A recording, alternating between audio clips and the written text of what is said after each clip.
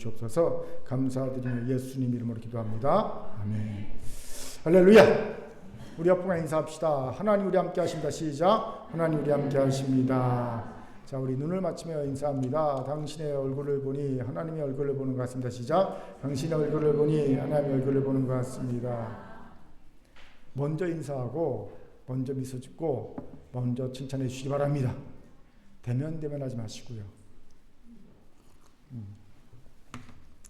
다 저를 주목해 주시기 바랍니다. 계곡 위로 외나무 다리가 놓여 있고요. 한 여인이 이 외나무 다리를 건너게 되었습니다. 그런데 여인이 보기에 그 다리가 금방 무너질 것만 같아 보였습니다. 길게 심호흡을 해보았지만 두렵기는 마찬가지였지요. 그러자 여인은 걸음을 멈추고 기도를 합니다. 하나님, 이 다리를 무사히 지나가게만 해주신다면 전 재산을 바쳐 하나님 사업에 쓰겠습니다. 그리고 다리 중간쯤 갔습니다. 그때 마음에 이런 생각이 듭니다. 이제 절반이나 왔는데 전 재산을 바친다? 후회가 시작된 거지요. 그래서 이 여인이 다시 기도합니다. 하나님, 이 다리를 지나가게 되면 저는 땡전 한 푼 없는 알거지가 되고 말 겁니다. 하나님, 제가 그렇게 되는 걸 원치 않으시지요? 제가 재산의 절반만 바친다 해도 하나님은 이해하실 거예요. 그것도 제겐 엄청나게 큰 것이랍니다. 이 기도 후에 여인은 다리를 건넙니다. 거의 다 건너게 되었습니다. 그러자 또 마음이 달라졌습니다. 여인이 다시 기도하시오. 하나님, 재산의 반을 바친다는 건 너무 심하지 않나요? 이 다리가 그렇게 위험한 것도 아닌데 하나님, 딱 잘라 5만 원만 헌금하더라도 이해하시겠죠? 그때 갑자기 다리가 무너질 듯 흔들거리기 시작합니다. 다급해진 여인이 얼른 이렇게 기도합니다. 하나님, 맨 나중에 짓거린 제 말은 정말이지 농담이었습니다. 그걸 진심으로 받아들이다니 너무하십니다. 제가 직접 확인한 바는 아니지만 탈무드에 나온다는 이 이야기가 전하는 바 교훈이 무엇입니까? 인간이 얼마나 변덕스러운 존재인가 하는 점입니다. 그렇습니다. 사람마다 약간의 차이는 있지만 누구나 변덕스러움이 있지요. 우리가 가장 쉽게 공유하고 있는 변덕이 뭘까요? 모두가 다 쉽게 공유하는 두 가지 정도가 생각이 나더라고요.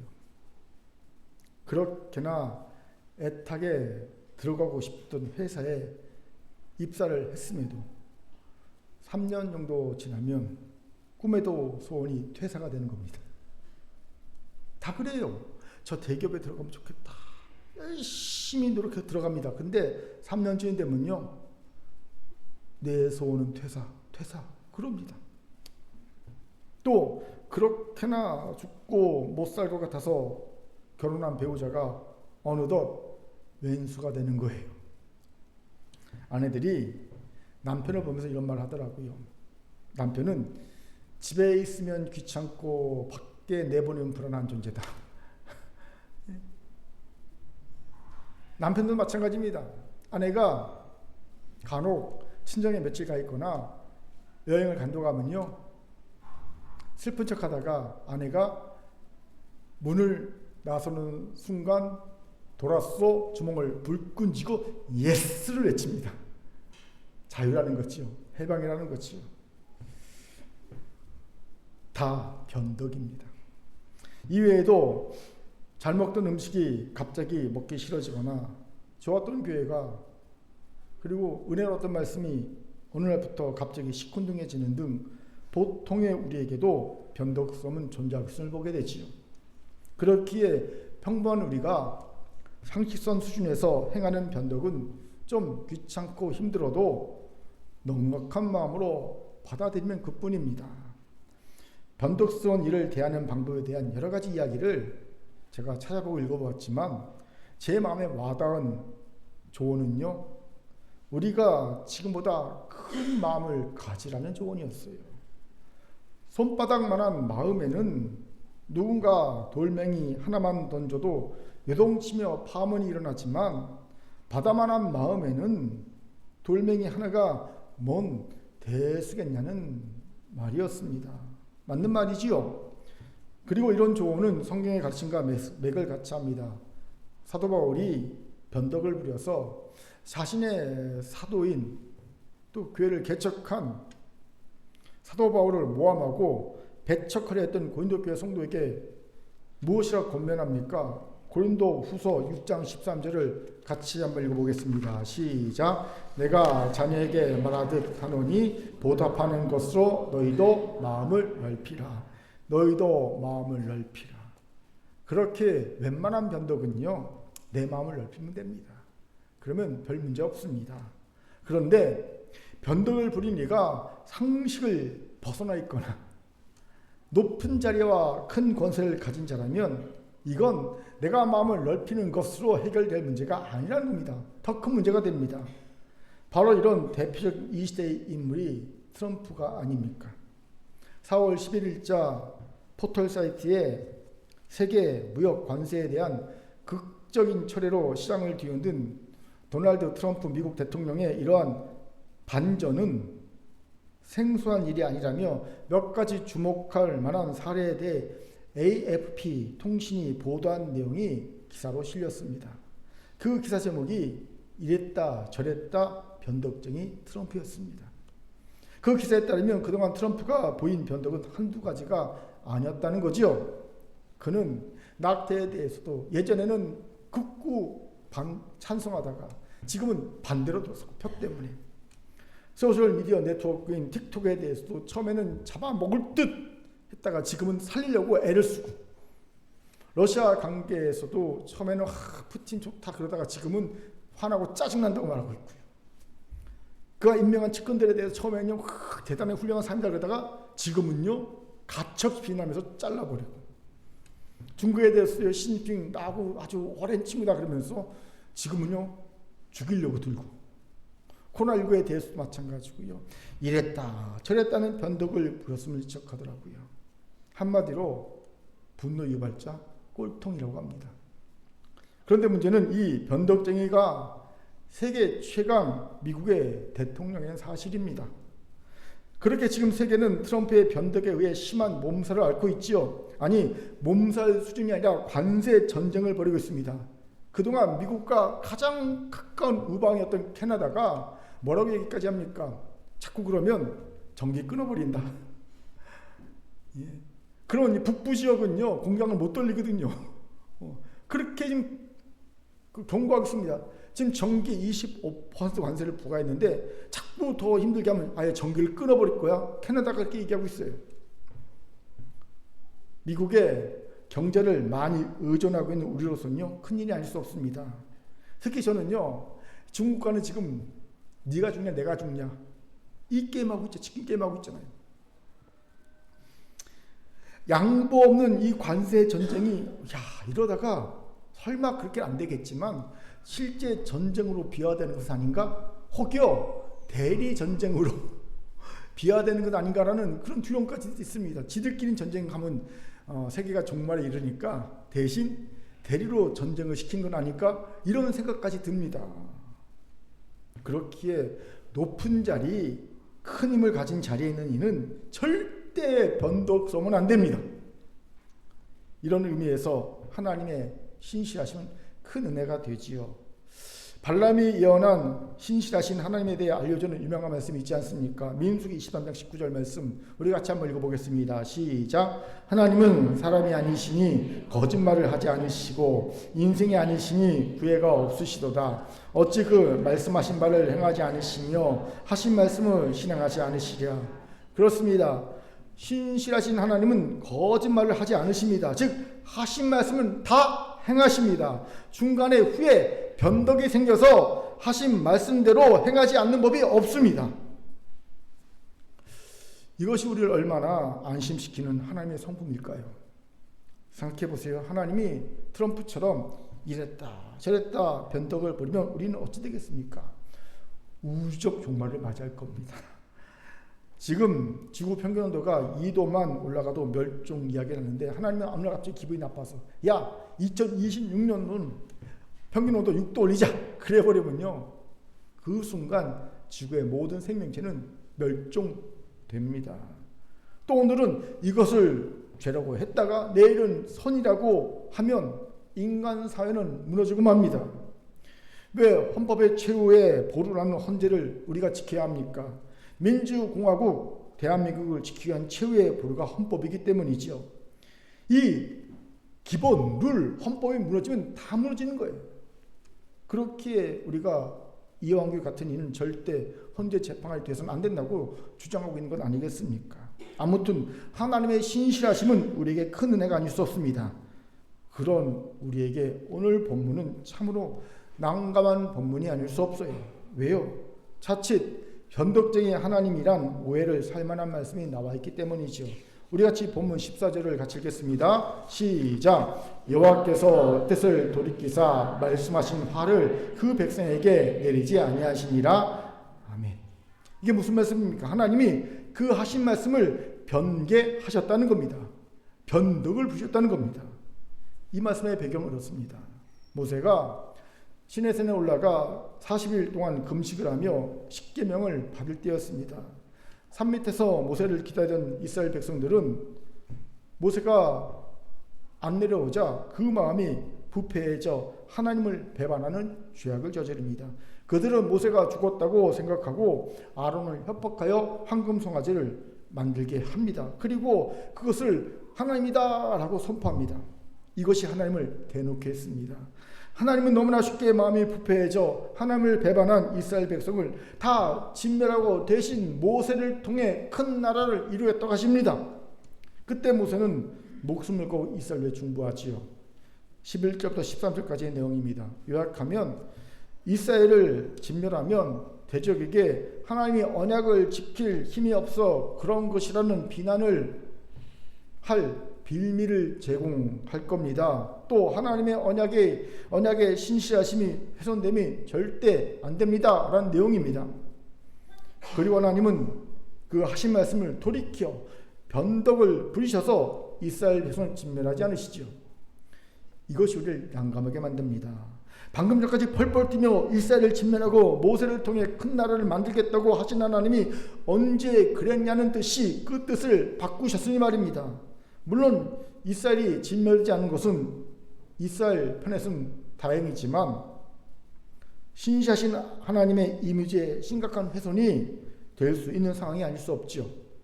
또 이 상황은요, 하나님을 설득하기만 하면 얼마든지 하나님은 그 뜻을 바꾸시는 분이라는 생각마저 하게 할 수 있습니다. 이건 상당히 위험한 생각이지요. 왜일까요? 하나님은 인간을 설득하는 분이시 인간에게 설득당하는 분이 아니기 때문입니다. 생각해 보세요. 전지하신 하나님이 인간에게 인간이 생각해내는 논리를 알지 못하는 것이 있겠습니까? 없습니다. 알지 못한 논리를 가지고 접근해야 설득이 되는데 하나님은 우리가 생각하는 모든 논리를 다 아십니다. 그렇게 하나님을 설득한 존재는 없습니다. 이러니 인간이 하나님을 설득할 수 있다는 생각은 하나님의 전지성을 훼손합니다. 당연히 모세가 하나님을 설득했다는 말은 잘못된 말입니다. 간혹 이런 해석하는 분이 있는데 신학적 소양이 부족한 분이지요. 그럼 뭡니까? 하나님이 설득당해 주신 겁니다. 다 아시면서. 왜요? 이 왜가 너무 중요합니다. 왜 하나님은 자칫 변덕쟁이로 오해될 소지가 있는 것을 아시면서 모세에게 설득당해 주신 걸까요? 진짜 하나님이 변덕쟁이라서? 아닙니다. 그럼 저처럼 팔랑귀라서? 아닙니다. 그럼 뭐겠습니까? 같이 그 이유를 찾아봅시다. 여러 가지 이유를 생각할 수 있지만 오늘은 한 가지만 생각하도록 하겠습니다. 야, 돼지가 하나라니까 놀랍지요? 괜찮습니다. 마음 놓으십시오. 길이는 똑같습니다. 하나님이 왜 설득 당해 주셨을까요? 왜 자칫 변덕쟁이로 오해될 소지가 있는 걸 아시면서 그러신 것일까요? 하나님의 설득당해 주심 변덕의 이유는 자녀의 성숙을 위한 이미 작정된 변덕이라는 겁니다. 마치 자녀에게 뭔가 깨달음을 주기 위해 혼을 내고 있지만 그 와중에도, 혼내는 와중에도 이미 부모는요, 자녀를 용서해주고 자녀의 마음을 어떻게 풀어줄지를 작정하고 생각하고 있지 말입니다. 그렇지 않아요? 혼내는 중에도요, 이 혼을 다 내고 난 뒤에 자녀를 어떻게 위로해주고 어떻게 마음을 풀어줄지를 부모는 이미 생각합니다. 야, 5분 전에 이렇게 나를 저 패들만 5분 뒤에 이렇게 나를 위로해? 이 변덕쟁이 부모, 이게 아니거든 사실은요. 이미 작전된 변덕입니다. 왜 이런 말 합니까? 이 이유를 알려면 모세가 한 말의 진짜 의미를 알아야 합니다. 우리 11절부터 13절까지를 힘있게 읽겠습니다. 같이 읽겠습니다. 시작. 모세가 그의 하나님 여호와께 고하이르되 여호와여 어찌하여 그 큰 권능과 강한 손으로 애굽 땅에서 인도하여 내신 주의 백성에게 진노하시나이까.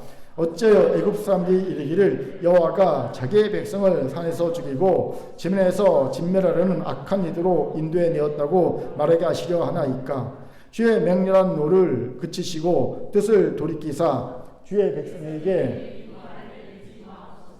주의 종 아브라함과 이삭과 이스라엘을 기억하소서. 주께서 그들을 위하여 주를 가리켜 맹사에 이르시기를 내가 너희의 자손을 하늘의 별처럼 많게 하고 내가 허락한 이 온 땅을 너희의 자손에게 주어 영원한 기업이 되게 하리라 하셨나이다. 아멘.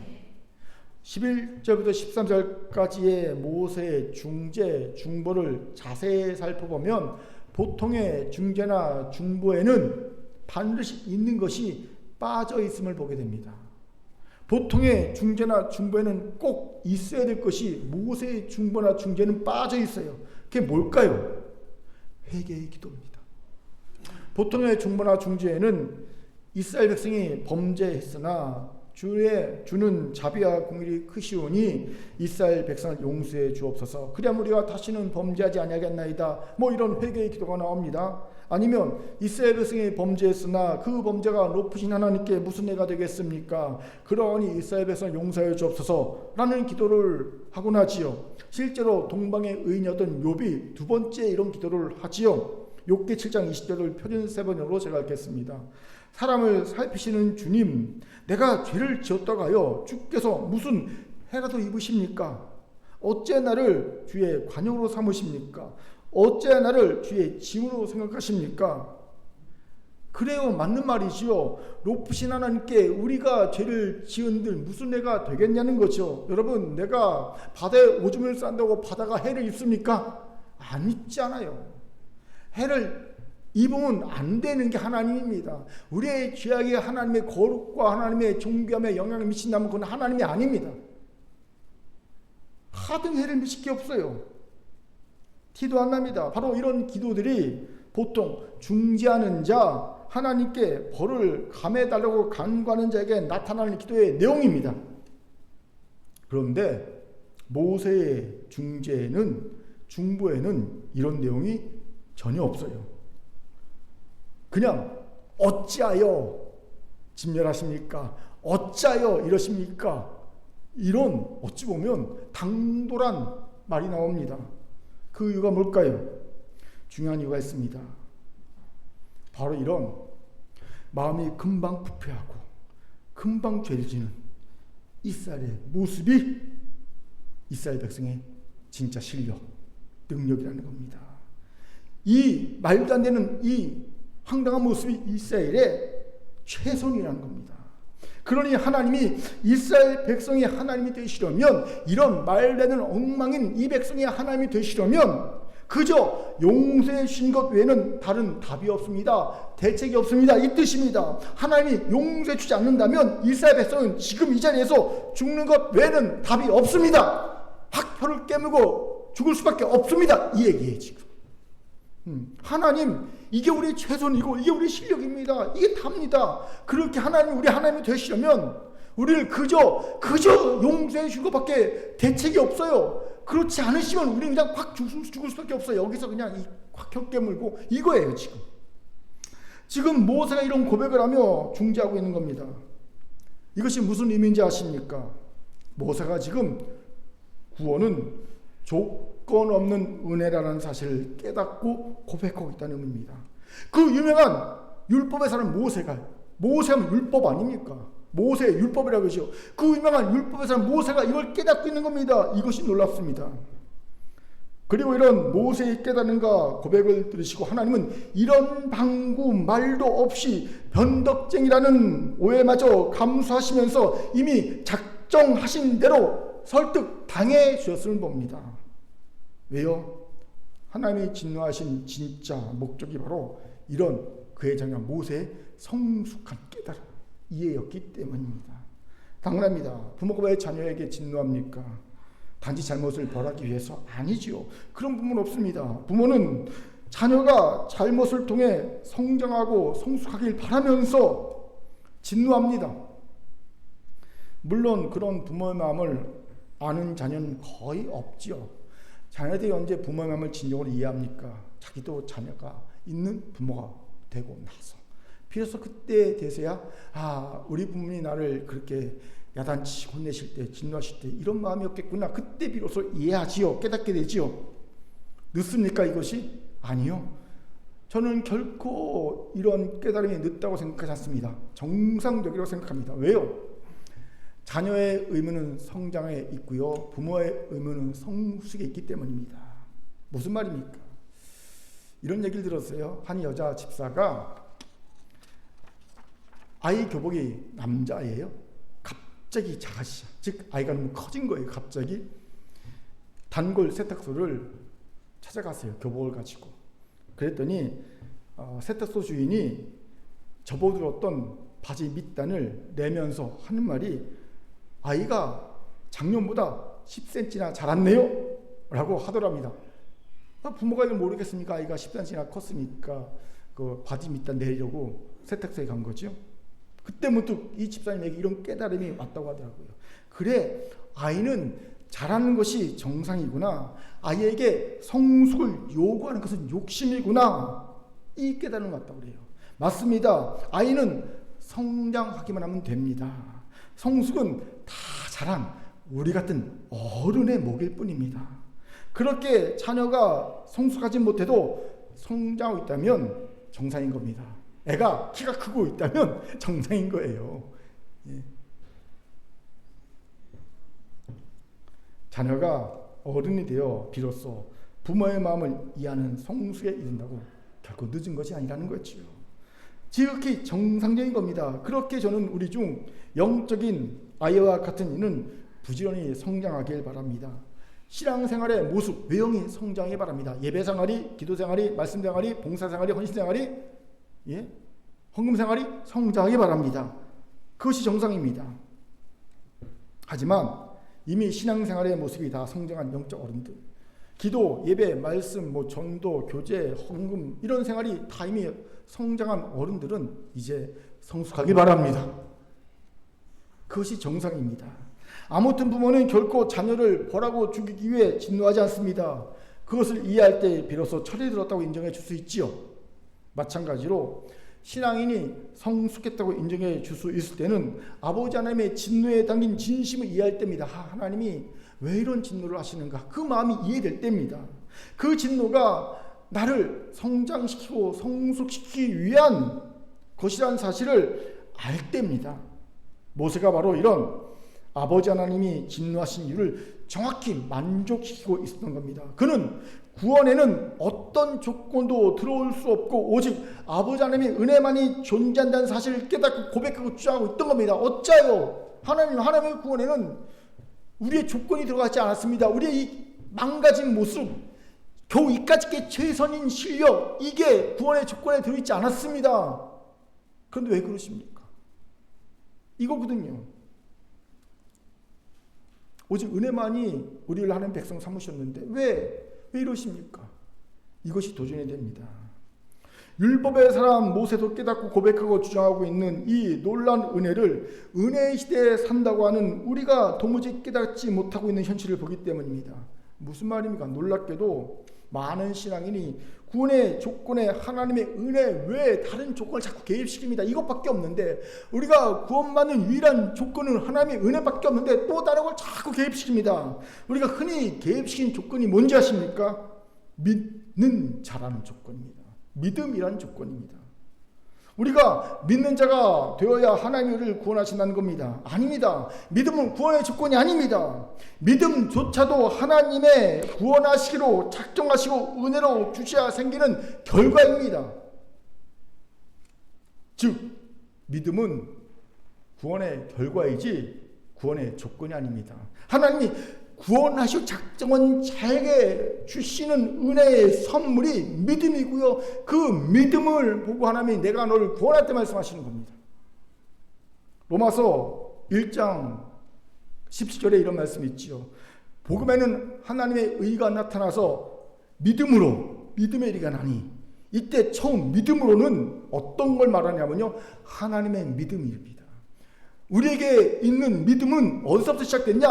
하나님의 믿음으로부터 시작됐다는 겁니다. 우리 안에 생겨난 믿음이 아닙니다. 하나님의 믿음이 우리에게 우리의 믿음을 줍니다. 믿음은 하나님이 구원하시고 작정한 자에게 주시는 은혜의 선물입니다.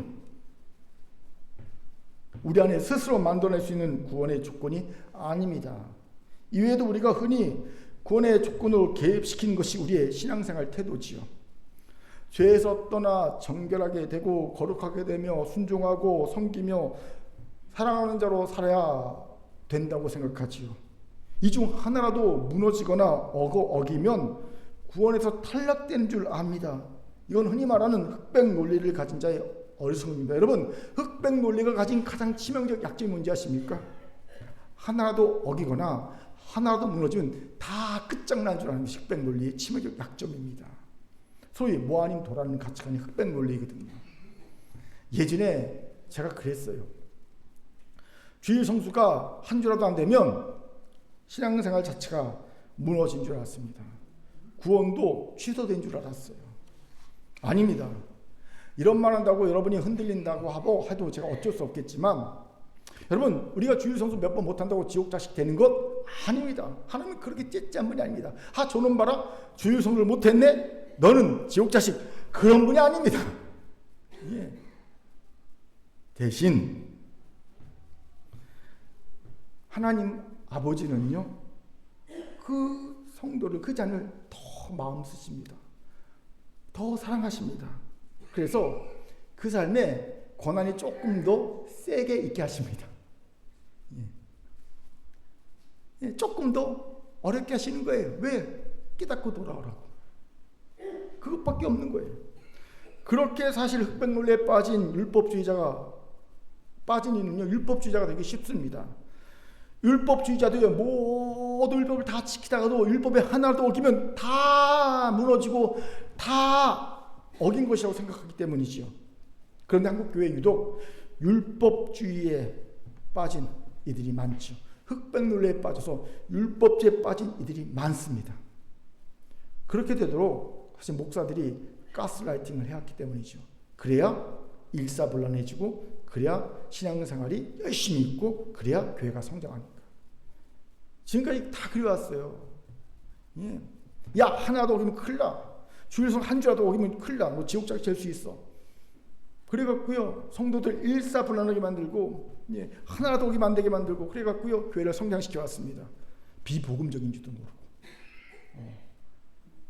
느리더라도 제대로 가야 되는데 빠르게만 가면 좋은 줄 알고 건강하지 못한 교회를 만들어 왔지. 우리의 구원에는 은혜 외엔 어떤 조건도 개입돼서는 안 됩니다. 잘 들으세요. 예수는 우리의 구원자로 오셨지 우리에게 구원의 조건으로 오지 않으셨습니다. 다시요. 예수는요, 우리의 구원자로 오셨지 우리에게 구원의 조건으로 오지 않으셨습니다. 우리가 잘 아는 요한복음 3장 17절에 무엇이라 증거합니까? 같이 읽겠습니다. 시작. 하나님이 그 아들을 세상에 보내신 것은 세상을 심판하려 하심이 아니요 그로 말미암아 세상이 구원을 받게 하려 하심이라. 아멘. 보세요. 예수는 우리를 구원하러 오신 분입니다. 구원을 위한 조건이 되고 구원의 기회를 제공하기 위해서 오신 분이 아닙니다. 그저 구원하러 오신 분입니다. 그런데 어떤 우리를 구원하러 오셨습니까? 심판받아 마땅한, 세상에 사는 심판받아 마땅한 우리입니다. 이런 우리를 구원하러 오셨습니다. 이것을 사도 바울은 로마서 5장에서 좀 더 자세하게 설명합니다. 하나님이 독생자 예수를 우리의 구원자로 보내실 때 우리의 상태를 세 가지로 묘사하지요. 먼저 우리가 연약할 때라고 말합니다. 이건 우리가 도무지 말도 안 통하고 듣지도 못하고 이해하지도 못하는 아이와 같은 수준일 때라는 겁니다. 성경은 들어도 듣지 못하고 보아도 보지 못하며 깨닫지 못한 수준이라고 말하는 거예요. 이때 예수가 구원자로 오셨습니다. 둘째, 우리가 죄인 될 때입니다. 이건 우리를 위해 죽을 만한 가치가 전혀 없는 때라는 의미입니다. 누가 죄인을 위해 죽으려 합니까? 의인을 위해서 죽으려는 자도 간혹 있는데 하물며 죄인을 위해 누가 죽으려 합니까? 이때 예수가 구원자로 오셨다는 겁니다. 셋째, 우리가 하나님과 원수 되었을 때입니다. 이건 우리가 하나님께 도와달라기는커녕 하나님을 적대시할 때라는 의미입니다. 즉 이제는 막가는 심정으로 될따로 되라 그러면서 하나님께 대적할 때라는 겁니다. 이때 예수가 구원자로 오셨습니다. 보세요. 여기 어디 구원의 조건이 될 만한 것이 하나도 있습니까? 우리를 구원할 만한, 우리가 구원받을 만한 조건이 여기 있습니까? 없습니다. 오직 은혜만이, 조건은 은혜만이 꽉 차 있습니다. 진하게 배어 있습니다. 그렇게 예수는 우리를 구원하러 오신 분입니다. 예수께서 이렇게 하신 이유가 뭘까요? 왜 조건 없이 은혜로 우리를 구원하시려 했을까요? 사랑입니다. 여러분, 은혜의 힘은 오직 사랑뿐입니다. 아버지 하나님이 은혜로 우리를 구원하시고 우리의 구원을 마침내 이루시는, 영원하게 하시는 것도 오직 우리를 사랑하시기 때문입니다. 왜요? 사랑은 어떤 법적인 조건도 요구하지 않기 때문입니다. 사랑은 어떤 기계적인 조건도 아니기 때문입니다. 내가 내 자녀를 사랑할 때 내 자녀가 키가 180 이상 되고 아이가 스카이 대학 들어가고 아이가 내 말에 순종하고 그래야 내가 사랑해. 이게 부모입니까? 이건 기적 사랑이잖아요. 그게 아니라는 거지요. 대신 사랑은요, 사랑하는 자가 가진, 내가 사랑하고자 하는 자가 가진 열심과 진심입니다. 뜨거운 감정을 가진 의지가 사랑 의지잖아요. 근데 그 의지가 그냥 의지가 아니라 뜨거운 감정을 가진 의지가 이성을 넘어서는 역사하는 열심과 진심이 사랑입니다. 이 사랑의 은혜를 작동시키는 거예요. 어떤 조건도 개입시키지 않고 우리를 구원하신 겁니다. 그렇게 이 아버지 하나님의 이 구원을 막을 존재는 없습니다. 세상의 사랑을 끊을 수 있는 존재는 없거든요. 하나님 아버지의 사랑을 끊을 존재는 없습니다. 그렇게 구원을 막을 존재는 없습니다. 이 놀라운 이해와 고백을 모세가 했던 겁니다. 그리고 진노를 통해 원하시는 그의 자녀의 성숙을 이끌어내셨으니 비록 변덕쟁이라는 오해를 사도 아버지 하나님이 설득당해 주신 겁니다. 그런데 모세의 성숙한 깨달음과 고백은 이해에 그치지 않고 있어요. 본문 7절을 같이 읽겠습니다. 같이 읽죠. 시작. 여호와께서 모세에게 이르시되 너는 내려가라. 내가 애굽 땅에서 인도하여 낸 내 백성이 부패하였도다. 아멘. 7절에서 주목할 부분은 내 백성이라는 겁니다. 내 백성. 이상하지 않습니까? 지금 하나님은 내 백성이라고 하지 않고 내 백성, 즉 모세의 백성이라고 칭하고 있습니다. 왜 이런 말씀하십니까? 중요한 이유가 있습니다. 이스라엘 백성이 하나님과 언약을 파괴했다는 겁니다. 그래서 더 이상 하나님의 백성이 아니라는 겁니다. 이스라엘 백성이 나하고 언약을 파괴했어. 그러니 더 이상 내 백성 아니고 모세 네 백성이야. 이렇게 말씀하시고 있는 겁니다. 그런데 이에 대해 모세가 뭐라고 대꾸합니까? 11절에 보니까 주의 백성이라고 말합니다. 12절에 보니까 여호와가 자기의 백성이라고 말합니다. 또 주의 백성이라고 말합니다. 모세가 왜 이런 말합니까? 비록 이스라엘 백성이 부패하여 죄악을 저질렀지만 하나님과 언약은 깨지지 않았습니다 라는 겁니다. 하나님은 깨졌다. 모세는 아닙니다. 깨지지 않았습니다. 질문이 생기죠. 왜 모세는 하나님과의 언약이 깨지지 않았다고 하나님께 주장하고 있는 겁니까? 원래부터 하나님과의 언약은 이스라엘 백성이 도무지 지킬 수 없는 언약이었기 때문입니다. 이 말의 의미가 뭔지 아십니까? 오로지 은혜만이 이 언약을 유지하는 조건이었다는 겁니다. 이 하나님과 언약의 유일한 조건은 은혜입니다. 우리가 같이 언약의 핵심 내용을 봅시다. 출애굽기 19장 5절 6절입니다. 같이 읽겠습니다. 시작. 세계가 내게 속하였으니 너희가 내 말을 잘 듣고 내 언약을 지키면 너희는 모든 민족 중에서 내 소유가 되겠고 너희가 내게 대하여 제사장자가 되며 거룩한 백성이 되리라. 너는 이 말을 이스라엘 자손에게 전할지니라. 아멘. 보세요. 하나님은 일방적으로 시내산에서 이스라엘 백성과 언약을 맺으십니다. 그리고 이 언약으로 이스라엘 백성은 하나님의 백성이 되시오. 그런데 이 언약의 내용이 뭡니까? 이스라엘 백성이 하나님 말씀을 잘 듣고 언약을 지키면 이스라엘이 모든 민족 중에서 하나님의 소유가 되고 제사장 나라가 되며 거룩한 백성이 될 것이다 라는 내용입니다. 그런데요, 이 언약에는 심각한 결함이 있습니다. 무슨 결함입니까? 언약의 한 축이 되는 이스라엘 백성에게는 하나님의 말씀을 잘 듣고 언약을 성취시켜 나갈 실력, 능력이 아예 없었다는 거예요. 그런데 이건 어쩌면 당연한 일입니다. 생각해 보세요. 400년 동안 애굽에서 하나님 없이 종살이 했던 일이었습니다. 그런 애들이 놀랍게도 그냥 뚜다다닥 하나님의 권능으로 출애굽했습니다. 그리고 겨우 이제 시내산에 딱 도착했습니다. 그런 이들이 어떻게 갑자기 하나님의 말씀을 잘 듣고 하나님의 그 말씀대로 언약을 충실히 성실히 지켜나갈 수 있는 실력, 능력을 갖출 수 있겠습니까?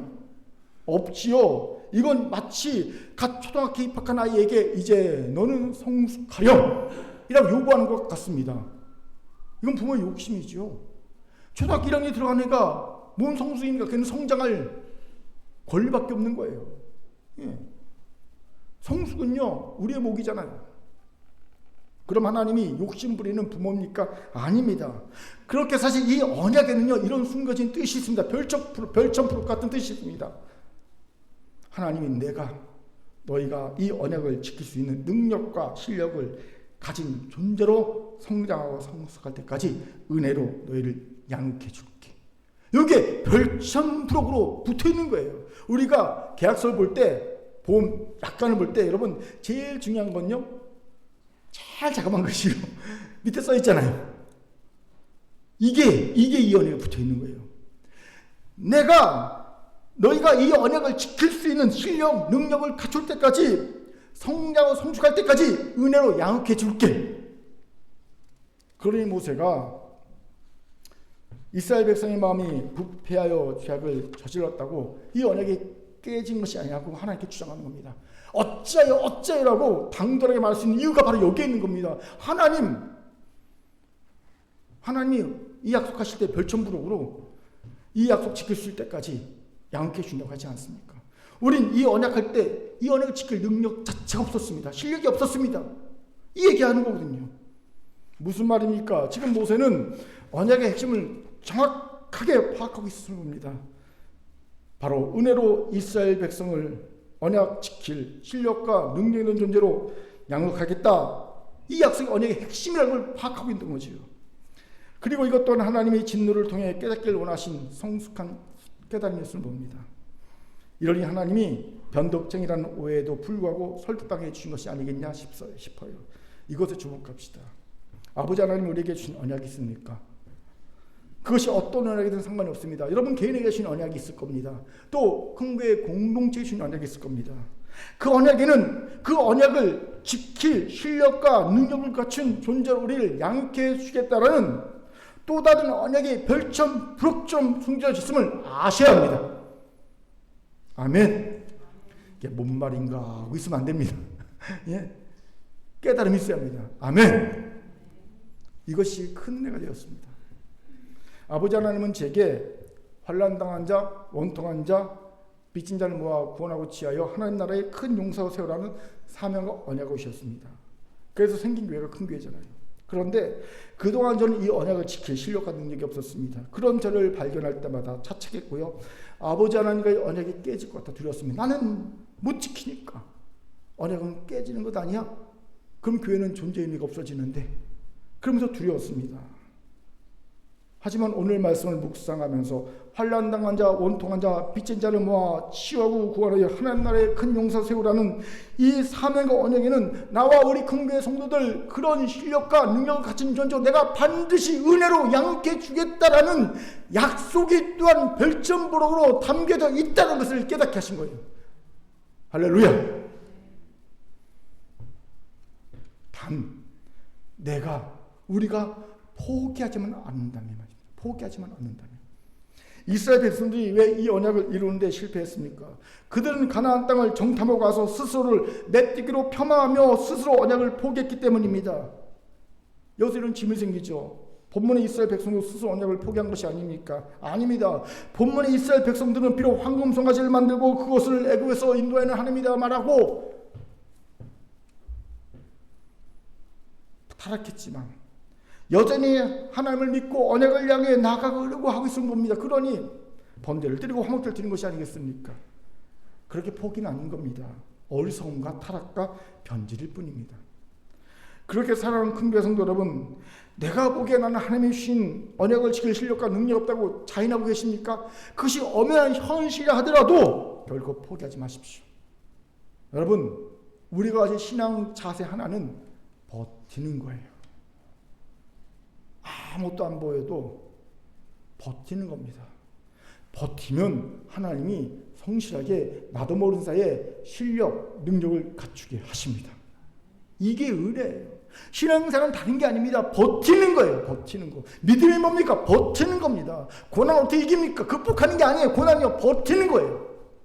그러면 어느덧 하나님이 별천부록처럼 은혜로 성실하게 우리에게 주신 언약을 우리가 지킬 수 있는 실력, 능력을 가진 자로 성숙시켜 주시는 겁니다. 저는 이 말씀 믿습니다. 아버지 하나님이 우리를 그렇게 하나씩 양육해 가심을 직접 눈으로 확인하고 있기 때문입니다. 저 계속 확인하거든요. 하나님이 각 개인 성도 한 명 한 명을 이렇게 하나씩 변화시키고 성숙시켜 가신 걸 제가 눈으로 보고 있습니다. 실명을 거론하면 본인에게 부끄러울 것 같아서 말을 못하지만 곳곳에서 이렇게 변화되고 성장하고 성숙한 성도들이 있어요. 그렇게 이제 서로 부족한 지체들을 일으켜 줍시다. 우리는 누가 누굴 탓할 수준이 아니지 않습니까? 판단할 수준이 아니지 않습니까? 우리는 다 주신 언약을 지킬 실력도 능력도 없는 자일 뿐입니다. 그러니 이런 이들끼리 서로 불쌍히 여기십시다. 동병상련이라고.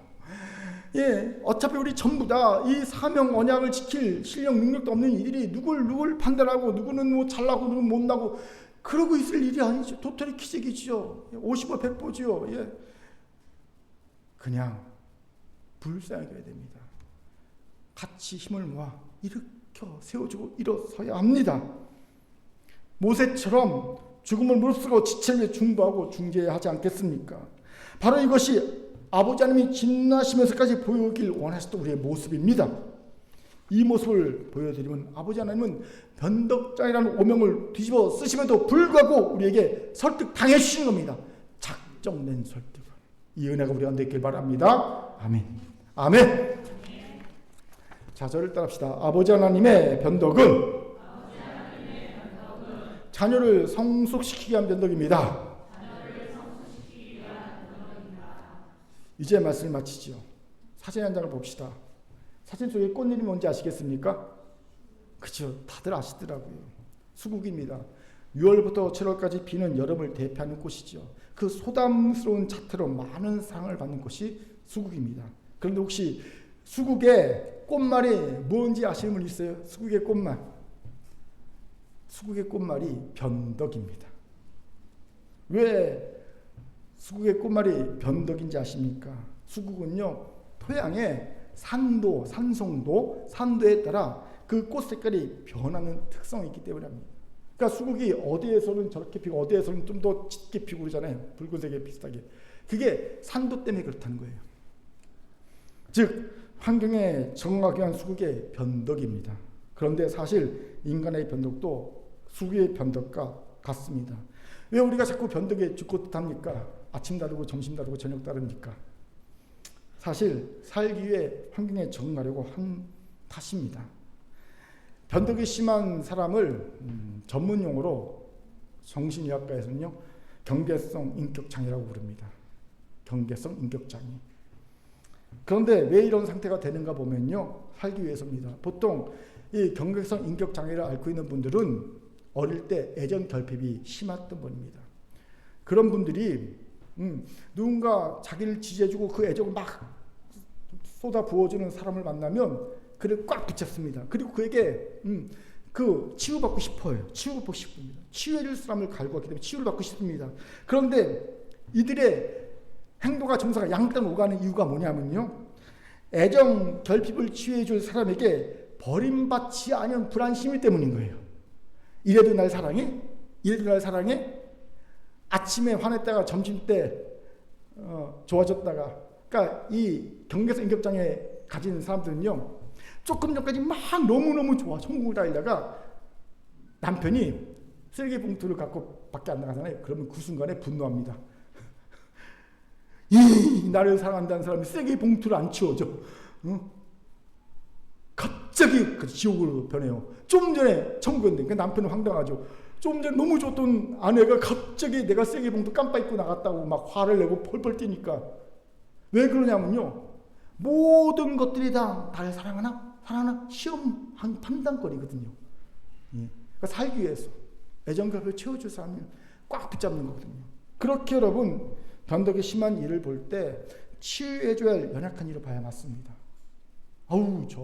그게 아니라 치유받아야 돼, 내가 도와줘야 될 사람이구나 봐야 맞습니다. 그런데 세상은 이들을 뭐라고 부르는지 아십니까? 또라이라고 부르더라고요. 나를 힘들게 하는 또라이들의 세상에서 살아남는 법이란 좀 직설적인 제목의 책이 있어요. 나를 힘들게 하는 또라이들의 세상에서 살아남는 법. 근데 이 또라이가 쭉 나오는데 그 중에 몇 번째가 변덕쟁이에요. 안타까운 현실이지만 이것이 인간의 한계입니다. 하지만 하나님의 변덕은 다릅니다. 하나님의 변덕은 그 사랑하는 자녀를 성숙시키기 위한 과정에서 나온 이미 작정된 변덕입니다. 그 자녀에게 구원에는 은혜 외에는 어떤 조건도 끼어들 수 없음을 깨닫게 하고 고백하게 하시기 위한 과정에서 나온 이미 작전된 변덕입니다. 하나님의 변덕은 그 사랑하는 자녀와 맺은 언약에 아버지 하나님이 그 언약을 지킬 수 있는 실력과 능력을 갖추어 주다가 우리를 양육해 주겠다는 언약이 첨부되었음을 깨닫고 고백하기 위한 이미 작전된 변덕입니다. 그런 이건 온전히 자녀인 우리를 위한 이미 작전된 변덕이지요. 저는 우리 큰교성도가 부디 하나님의 작전된 변덕을 배우길 바랍니다. 간혹 이런 이가 있더라고요. 나는 도저히 이 말씀 순종할 수 없어요. 그렇다더라도 오늘 이 변덕을 좀 부려봅시다. 그래서 한 번 말씀 순종합시다. 절대 순종할 수 없어 했던 그런 삶이라도 변덕 좀 부려서 이 말씀 한번 순종해 봅시다. 또 이런 이가 있지 않습니까? 나 알지? 나 한 번 알면 아닌 사람이야? 나 한 번 알면 끝이야? 이런 사람 있지 않습니까? 이런 사람들은요, 부정적인 인식을 한번 딱 갖게 되면 지체에 대해 그 인식이 바뀌지 않는 사람이 있지 않습니까? 그런 일을 할지라도 한번 변덕을 부려봅시다. 아버지 하나님처럼 아버지 하나님의 은혜를 깨닫고 고백하는 지체로 성숙시키기 위해 한번 변덕을 부려봅시다. 이를 위해 아버지 하나님처럼 그가 언약을 신실하게 지킬 수 있는 실력과 능력을 갖출 때까지 우리도 사랑으로 그를 성실하게 양육해 봅시다. 우리도 이제 하나님처럼 순종하는 변덕, 살리는 변덕, 성장시키고 성숙시키는 변덕, 사랑으로 양육하는 변덕 한번 부려봅시다. 어떤 소설가가 그러더라고요. 변덕은 자기 소설의 힘이라고. 여러분, 우리도 한번 이런 긍정적인 하나님을 닮은 변덕으로 순종과 성장과 성숙과 양육과 사랑을 한번 만들어내 봅시다. 오늘 이런 깨달은 결단이 우리 공동체에게 있기를 주님을 축원합니다. 하나님의 말씀이었습니다. 기도하겠습니다. 하나님 감사합니다. 하나님, 우리가 하나님 닮은 변덕으로 순종과 성숙과 성장과 사랑을 이루게 도와 주옵소서. 감사드리며 예수님 이름으로 기도합니다. 아멘.